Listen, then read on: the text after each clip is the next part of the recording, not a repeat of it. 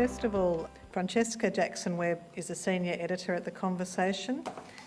She joined The Conversation from the Australian Medical Association, where she managed the Victorian Media Office, and she's previously worked for BBC magazines in London and the Melbourne consultancy 2020 Communications. And Rob McGauran is Adjunct Professor of Architecture Practice at Monash University and a founding member of the multidisciplinary design practice of McGauran Gianini soon. And MSG views the architect as advocate and enabler for both design and future place and the role of research in practice. Rob's actually a member of the Transforming Housing Advisory Committee.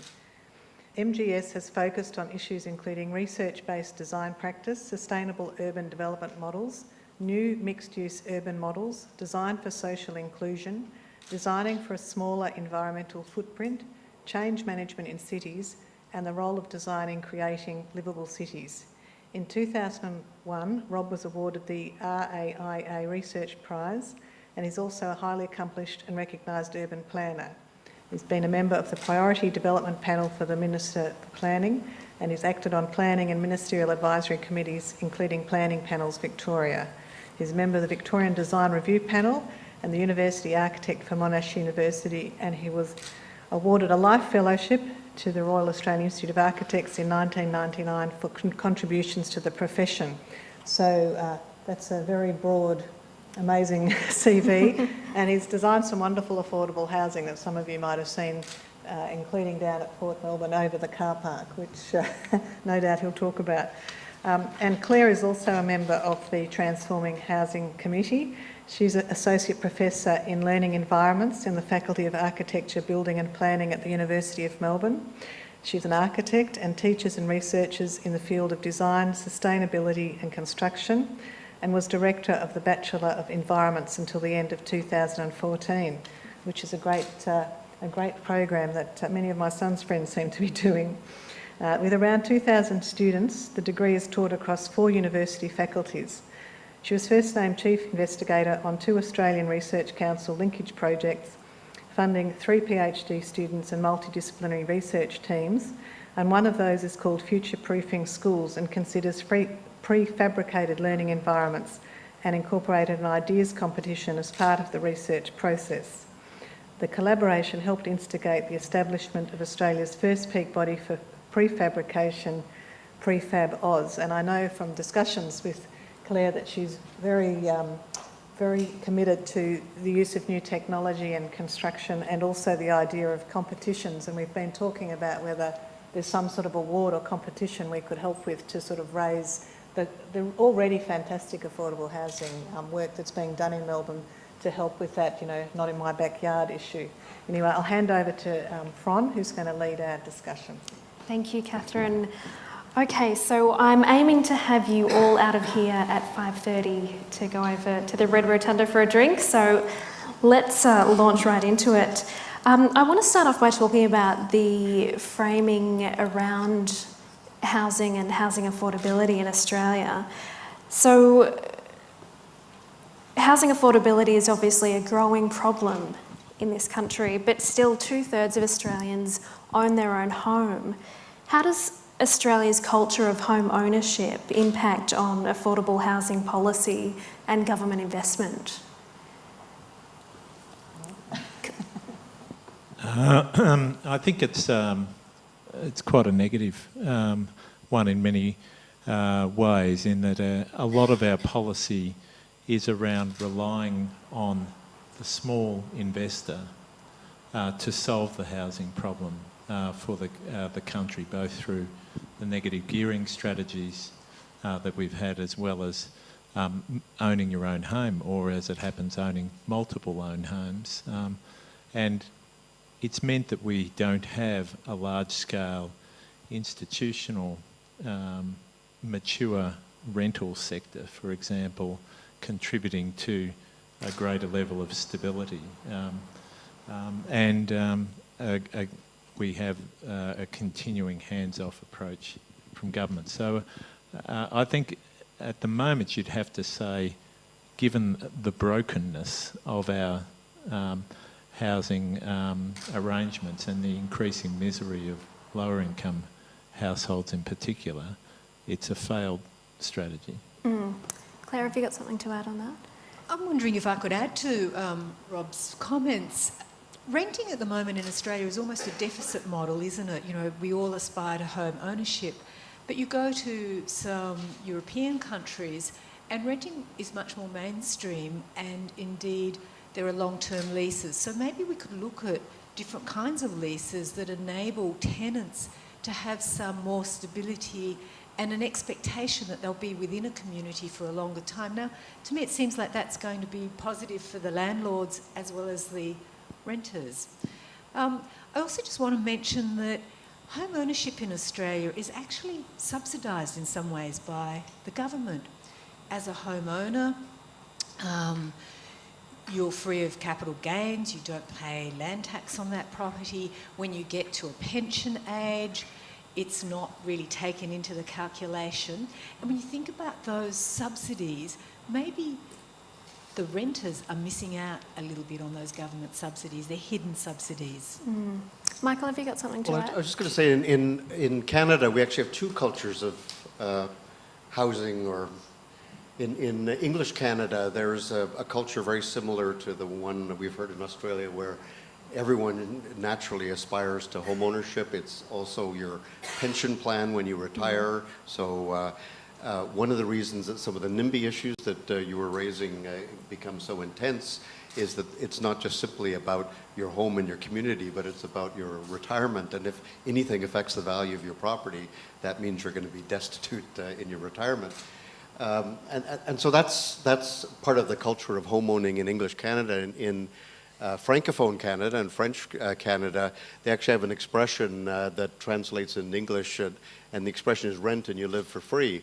The majority of people rent. They think that renting is actually the preferred way because you don't have to worry about things like mortgages, and you don't have to worry about fixing your tap if it starts leaking. You just phone your landlord and your landlord fixes it. It's great. So I think we have to start sort of unpacking some of these issues. One of the reasons why home ownership, I think for many people, becomes so important is it gives us a sense of control that we often lack in rental housing. And there's no reason why people living in rental housing can't have a stronger measure of control. So in Ontario, in my home state, we have laws, for instance, that protect tenants from arbitrary eviction, laws that regulate rents, laws that prevent owners of buildings from demolishing the building without properly rehousing the tenants. So tenants can get quite a lot of security and security that's very similar to the kind of security homeowners have, and yet not actually own their home. So I think that we need to sort of unpack some of these issues. And again, I think going to what's the role of community foundations. So I keep wanting to come back to Catherine and put everything on Catherine's shoulders because it's your responsibility to solve all these issues. I think there's some interesting education around housing and what is housing. Is housing an asset that we simply want to get the best value for, and therefore anything that potentially touches the value of our housing is at risk? And we want to have all those government programs that enrich homeowners because that's inflating the value of our asset and giving us more financial security. If that's what we aspire to in terms of housing, then we are going to create a housing system in which there are going to be the haves and the have-nots, and that's pretty much what we've created. I might just add, the real issue is stable housing. So if you have stable housing, your children can go to the same school and you can actually apply for a job and have a stable address. And so I think there's a sort of continuum across the spectrum in housing that we need to be supporting. I don't think it's a straightforward, one size fits all. I want to move on to social housing. Rob, your firm designs social housing projects that are light, airy, and they look like they're really fun to be in. Can you talk us through how the design principles underpinning social housing have changed in recent years and where we're headed? Yes, look, I think the community housing sector in particular has really examined what's worked and what hasn't of our social housing experiments in the past. And I think in the first instance, there has been a big shift away from the concept of housing to living.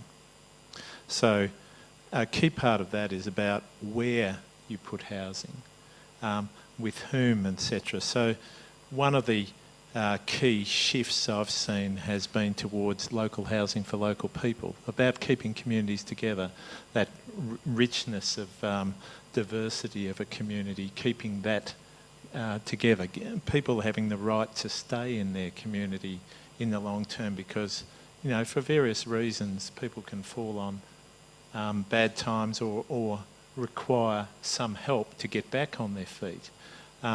And the role of housing doing that.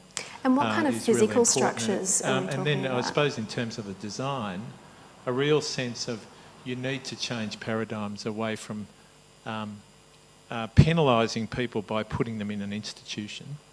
So our use of colour, domestic detailing, etc., is really about saying we should be thinking about making homes rather than putting a roof over people's head as the next tier of objective, recognising that many of the people in community housing will spend more time in their housing than you or I will spend in our housing. So it's important to really think about the detail of that. And the third has been, and for those who might walk out and know the drill hall outside, for example, it's about changing paradigms, about saying rather than the if you like, those who need housing being on the edge of something, put them in the middle of something and invite the rest of the community in rather than them be excluded. So using measures to mix up housing, as Michael said, is critical. I mean, I know when I was on board of Melbourne Affordable Housing and Housing Choices, the diversity of housing mix and householder mix made huge differences as well. So those are the key areas that we look at, which, you know, none of them are really sexy, if you like, but they're about really using the community housing, if you like, to glue together communities in both a symbolic and actual way. Claire, what are your thoughts on where we should be headed for social housing projects? Something that Rob's firm does really well, which he didn't mention, is that balance between privacy and community. And in some ways, the smaller the housing is, the more important that kind of filter between public and private is, and the more important communal spaces are. And so I think there's some work that can be done there. And I think there's also some learning that can be done there that can affect all houses generally. I just want to mention something else. Australia's population of over 65s by 2050 will triple from where it is around now. And so I think the detached houses, the semi-detached houses that we're building now for families should be built in such a way that they can be more agile over their life as people age in them, as the kids move home, as the kids need more independence.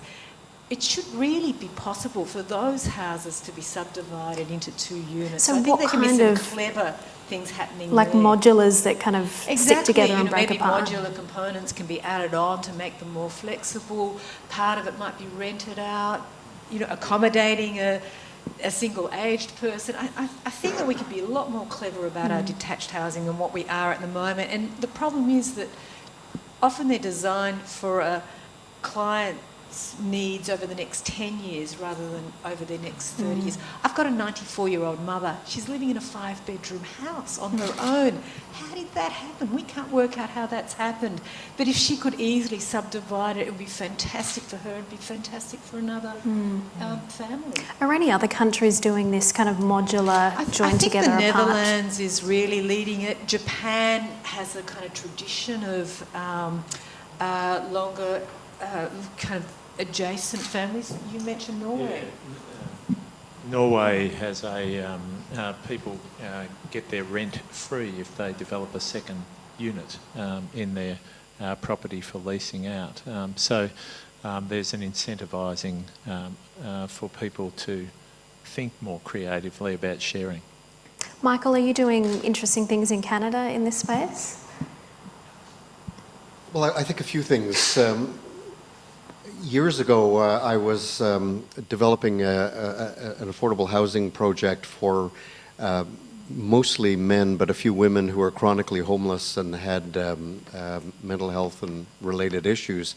And everyone who came to us initially was a single person, and so really didn't require big spaces. In fact, it was optimal for them to have small spaces and lots of community space to sort of take up the issue of rebuilding social relations and so on, and overcoming the isolation they'd experienced in their chronic homelessness. But within 6 months, most of them had reestablished or established relationships, family relationships, children, spouses, that sort of thing. And all of a sudden, their units weren't very big. So when we had our architects build the buildings, they put all the services on the exterior walls. The interior walls could all be moved around.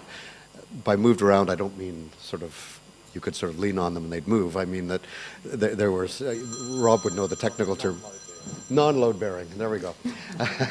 and so we were able to, at minimal cost and quite easily adapt the rooms. We have a form of housing in Canada called co-housing, which is specifically designed to be intergenerational housing. It tends to be sort of people, young families tend to start off in it, but they sort of grow older, and the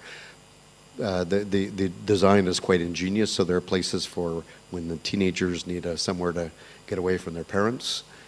If any of you have teenagers, you'll know what I mean. My kids also appreciated having a space to get away from their dad from time to time.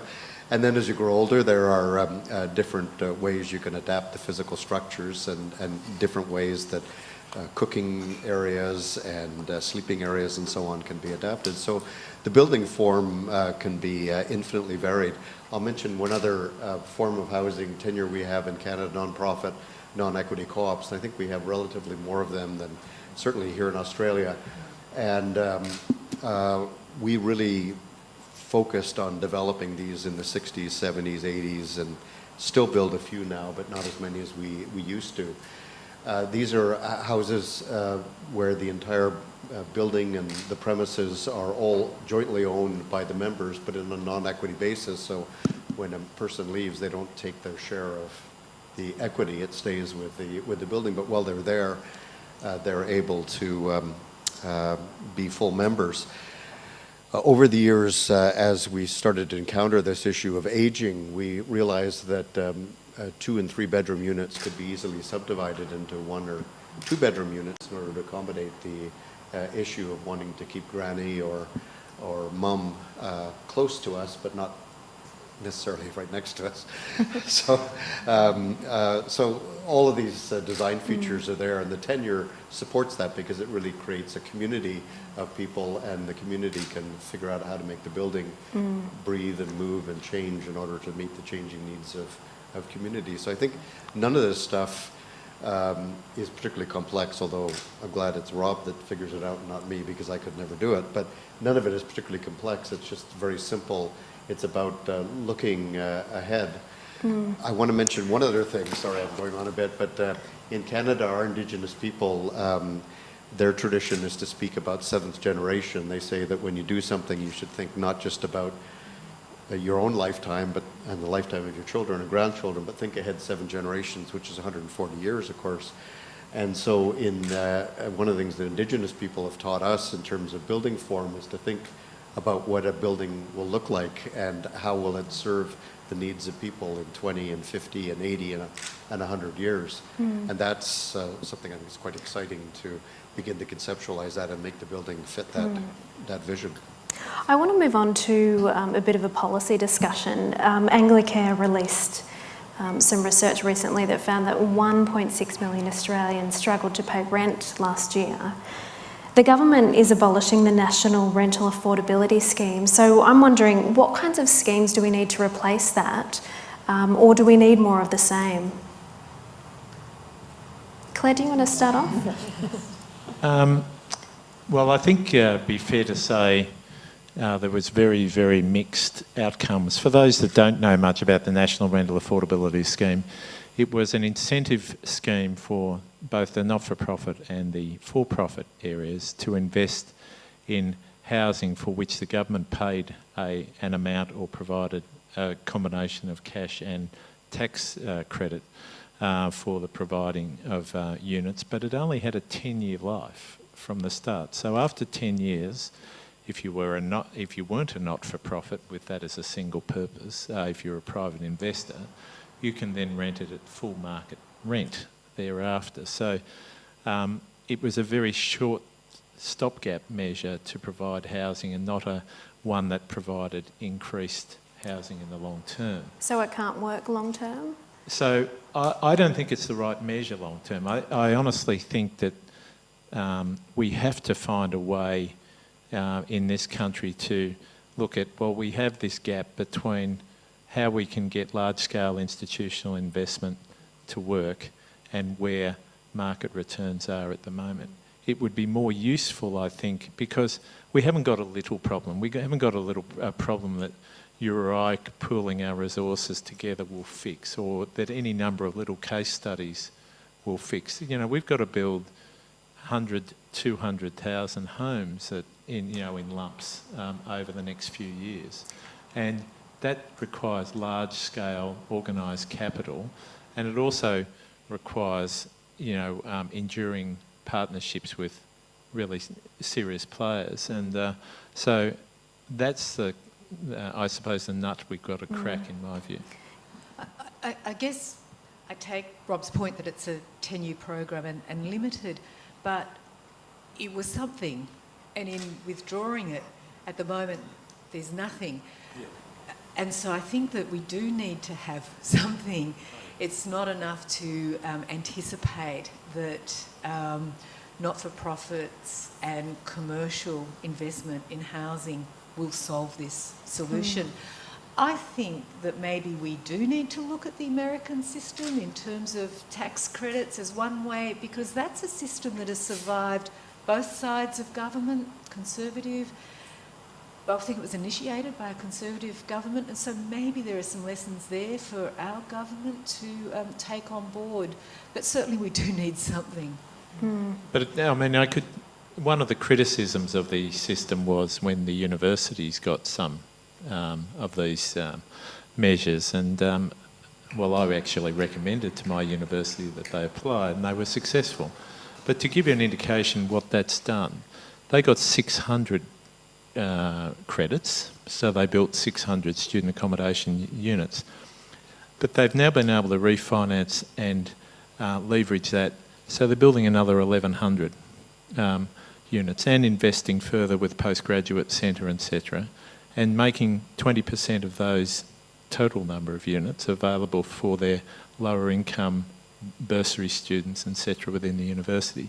So to me, that's a fabulous enduring legacy project of the NRAS system, and there'd be very few that could demonstrate that level of leverage, because the university owned the land and was able to, through having smart financial people within the university, leverage it. And it's a public university, so all this, I think we've got to not be anything to universities is bad or anything to the private sector is bad. I'm sure there are good examples in the private sector too, but generally speaking, I think there were too many shonks that got involved with that. Okay. Look, we are running out of time, but I just want to finish with a question on innovation. What role should the private sector and the not-for-profit sector, and especially the philanthropic sector, play in driving innovation in developing innovative housing policies and innovative solutions to homelessness? Claire, we might start with you. I think that perhaps the innovation may be not necessarily in what the buildings look like, but rather the combination of the partnerships involved, not-for-profit in partnership with commercial bodies, developers. I think the innovation might be in terms of the financing systems that are developed. I think the innovation might be in terms of the way councils work with policy, state government work with policy, also planning policy, and maybe federal government in terms of funding. So I think that there's not a silver bullet, as everybody agrees, but in terms of these ongoing relationships across sectors, across disciplines, there might be innovation happening there.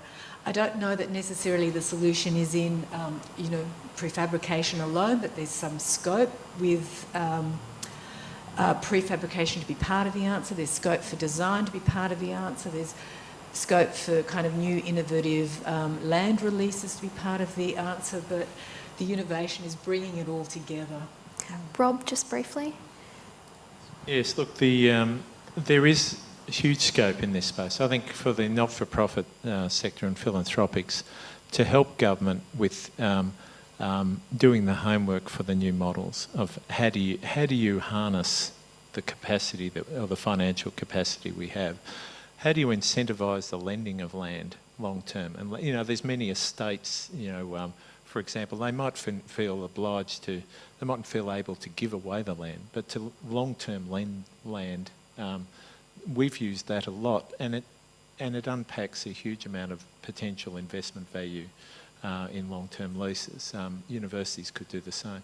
So I think in that space, but the best projects we've had are partnerships. The Drill Hall project was the City of Melbourne putting in the land, was the Myer Foundation putting in $2 million, was the federal government then saying they would match that uplift in value with an amount of money, with the not-for-profit then leveraging some debt into that at an affordable repayment level. So by having 4 parties all prepared to play, 82 people got housed in that project. The not-for-profits put in $2 million in that. But also a major heritage building in our city became a community asset because it's leased back to the City of Melbourne for 99 years. I think John Timmer in the audience was involved for $1 a year. So this idea of making something out of nothing almost through partnership and innovation has been an inspiration for me to keep going in the space. Catherine, are there any good examples that you can give of true innovators in this field locally? I think there are many innovators, and I know some are in the audience. And I think our role in philanthropy is to actually give them support so that they have the capability to innovate. And we've talked about the Women's Property Initiative and the Financial Modelling Grant. I mean, that's a classic example. I'm talking to someone else about project management in a complicated project that involves private, government, and some philanthropy. So, and there's a lot of, government making land available. So there's quite a few projects like that. And I think from Foundation's point of view, we need to be very open-minded and understand that these are complicated projects, but that we have a role to play, either in capacity building or in granting, or we're also looking at impact investment in this space. So, to actually use all the tools we've got. But I also think, having had 2 days up at Melbourne Uni discussing housing policy and all the different levers, I mean, there needs to be about 6 different things need to happen at once to sort of really turn the issue around. And we, even just by being part of that, funding the research, which is really high quality, and there are some papers down there, but even being able to talk to the Property Council and Australand about that little investment gap and what needs to happen, and have the City of Whittlesea, the City of Melbourne, the City of Yarra, City of Moreland, City of Port Phillip, all there talking about their housing, their projects. I mean, that's something that we can do as an independent player, really. And I think the more we do that, the better. And other foundations. Yeah. Michael, the final word to you. What can Australia learn from Canada in where we strive for in terms of innovation in this area? Well, I'd just like to say that I think that the Lord Mayor's Foundation, again, I'm going to put some pressure on all of you that are associated with it, because I think it's the perfect body to be the convener and the honest broker in creating multi-sectoral collaborations that in a complex issue like housing, governments often don't like to take risks. They're uncertain about things. The private sector, and no offense to anyone working in the private sector, but private builders tend to build something and then they keep building the same thing because that's what they do, and they do it really well. So innovation and change is a challenge. So you need a catalyst organization who's willing to challenge the other players, to bring them together and convene, play that honest broker role. Also take a few risks.